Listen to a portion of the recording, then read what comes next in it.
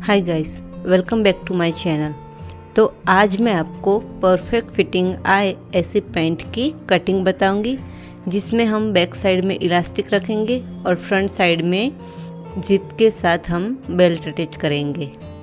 तो चलिए video start करते हैं। तो यहाँ पर ये हमारा कुछ कपड़ा है, तो इसके ऊपर मार्किंग नहीं दिखेगी, इसलिए मैं पेपर के ऊपर कटिंग कर रही हूँ। तो सबसे पहले हमें नीचे की तरफ एक स्ट्रेट लाइन ड्रॉ कर लेनी है। अब यहाँ से हम लेंथ की मार्किंग करेंगे।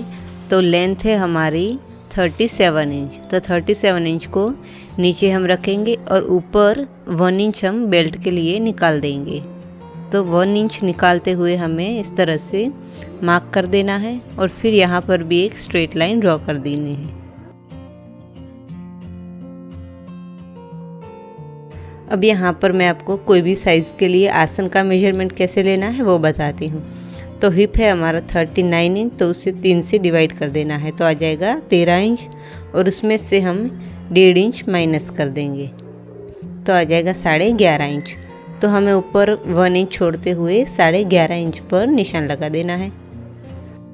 तो इस मेथड से आपको कोई भी साइज़ के लिए परफेक्ट आसन का नाप मिल जाएगा। और अब यहाँ पर हम फिटिंग का नाप लगाएंगे। तो 39 हिप है, उसको 4 से डिवाइड कर देना है, तो आ जाएगा 9.25 इंच। तो यहाँ पर मैं पेपर कटिंग कर रही हूँ, इसलिए 9.25 इंच पर निशान लगा रही हूँ। अगर आप डायरेक्ट कपड़े पर कटिंग कर रहे तो आप 11.25 इंच रख सकते हैं, दोनों साइड हाफ इंच सिलाई मार्जिन के लिए। और फिर आगे की तरफ हमें 2 इंच एक्स्ट्रा बढ़ा देना है। तो अब यहाँ पर भी 9.25 इंच पर निशान लगाना है और फिर इसके बाद हम वेस्ट का जो भी मेजरमेंट होगा उस हिसाब से इसे कम कर देंगे। तो अब यहाँ पर कमर का नाप है हमारा 29 इंच, उसको 4 से डिवाइड करेंगे तो आ जाएगा 7.25 इंच। तो हमें 9.25 इंच में से इसे माइनस करना है।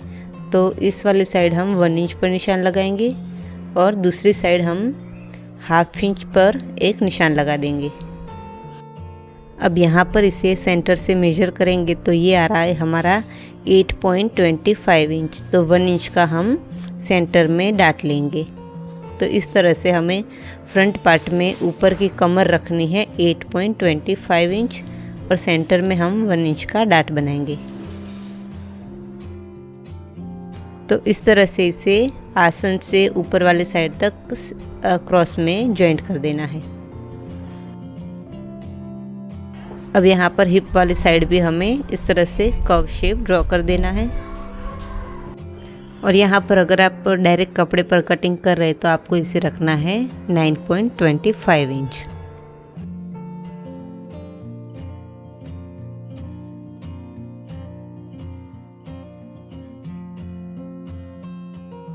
अब यहाँ से इससे नापना है और इसका सेंटर कर लेना है। और सेम इसी तरह से हमें नीचे वाली साइड भी सेंटर का निशान लगा देना है और यहाँ पर ये आसन का कर्व शेप ड्रॉ कर देना है। अब ऊपर हमारा जितना आया है सेम उतना ही यहाँ पर सेंटर पे मार्क कर देना है।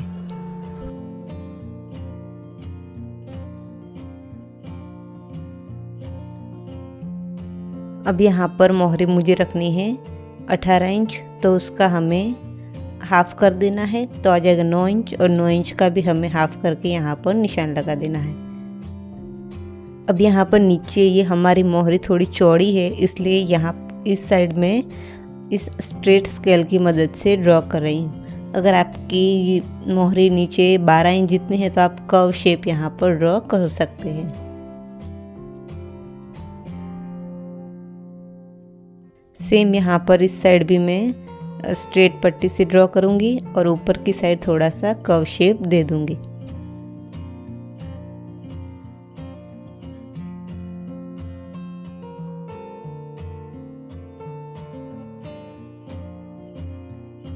अब यहाँ पर आसन वाले साइड से हमें हाफ इंच नीचे में एक मार्क करना है और क्रॉस में इस तरह से एक लाइन ड्रॉ कर देनी है। तो यहाँ पर ये फ्रंट पार्ट की मार्किंग कंप्लीट हो चुकी है। अब हम इसकी कटिंग कर लेंगे।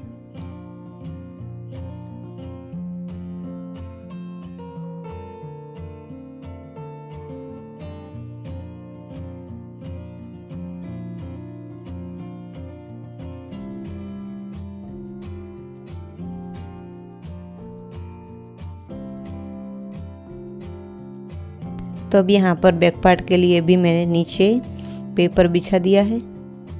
तो यहाँ पर बैक साइड में हम इलास्टिक डालने वाले हैं, तो फ्रंट पार्ट से हम बैक पार्ट की कमर को 4 इंच ज़्यादा रखेंगे, यानी कि हमें दोनों साइड 1-1 इंच रखना है। ये हमारा 2 पार्ट में बनेगा, इसलिए हमने यहाँ पर 2 इंच रखा है। तो दोनों साइड हम 1-1 इंच पर इस तरह से मार्किंग कर देंगे।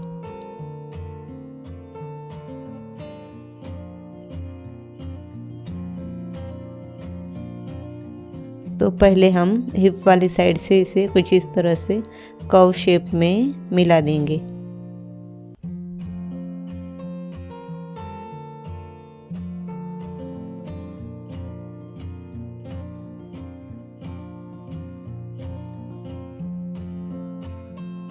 तो अब यहाँ से हम 1 इंच बाहर की तरफ एक मार्क करेंगे और यहाँ पर आसन से हम 2 इंच आगे की तरफ बढ़ा लेंगे।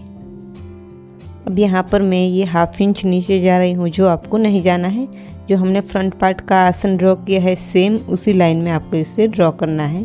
बाद में मैं इसे ठीक कर दूँगी। तो यहाँ पर इस तरह से इन दोनों जो हमने मार्क किए हैं उनको इस तरह से मिला देना है।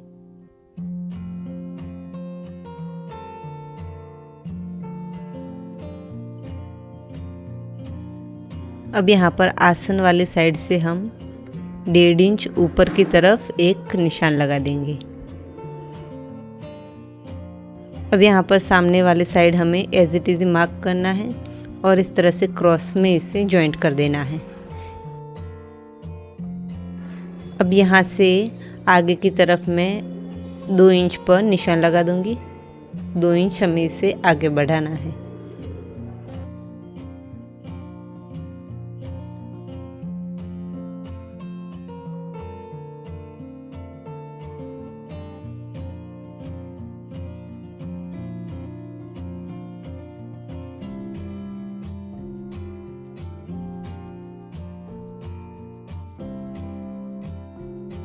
तो अब यहाँ पर आप देख सकते हैं मैं इसे आसन से नीचे की तरफ मैं इसे मेजर कर रही हूँ।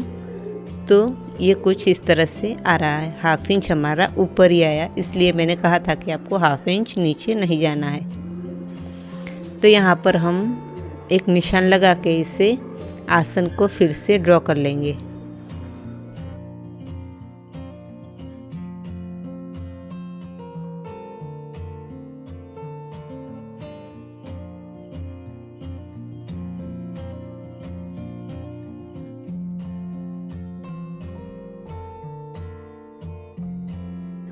अब यहाँ पर कर्व शेप दे देंगे। तो इस तरह से ये हमारा बैक पार्ट भी कंप्लीट हो चुका है।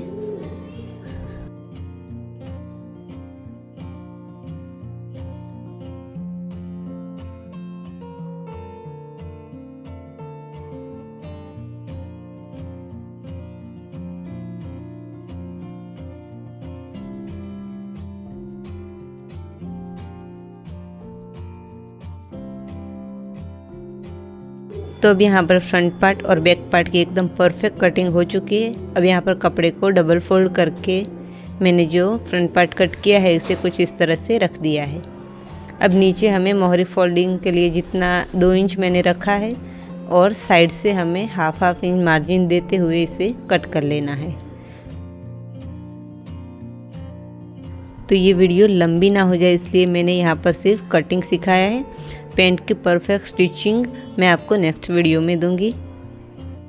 तो अब यहाँ पर ऊपर की तरफ मैंने कोई भी मार्जिन नहीं दिया है, क्योंकि हमें यहाँ पर 1.5 इंच चौड़ी बेल्ट चाहिए और मैंने पेपर कट करते वक्त ऊपर की तरफ 1 इंच बेल्ट के लिए छोड़ा था, इसलिए हमारा मार्जिन उसमें ऐड हो गया था।